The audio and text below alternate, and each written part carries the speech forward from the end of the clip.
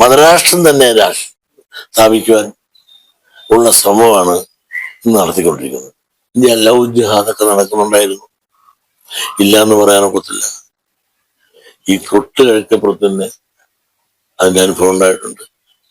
മറ്റൊന്നുമില്ല, എൻ്റെ അമ്മാവന്റെ മകന്റെ മകളെയാണ് ലവ് ജിഹാദ് കൊണ്ടുപോയത്. ഇതൊക്കെ ഈ രാജ്യം നടക്കുന്നുണ്ട്. ഉള്ളത് ഇവിടെ പറയാനൊക്കെ ചിലവരെല്ലാം മതം പറയുന്നുണ്ട്. ഇപ്പൊ തന്നെ ഈ മുസ്ലിം തന്നെ ഒരു തീവ്രവാദി വിഭാഗം ഉണ്ടെന്ന് പറയുന്നത്, ആ വിഭാഗം അവരുടെ തീവ്രവാദം ഉണ്ടെന്ന് അവർ പറയുന്നുണ്ടല്ലോ. അപ്പോ അവർ സത്യസന്ധമായ തീവ്രവാദമാണ് വിചാരിച്ചു മറ്റേ പറയുന്നത് തോന്നുന്നവര് അല്ലെ. അവര് പറഞ്ഞത് അവര് രാഷ്ട്രം പറയണമെന്നാണ് അവര് പറഞ്ഞെങ്കിൽ അവരത് സത്യസന്ധമായി പറയുന്നുണ്ട്.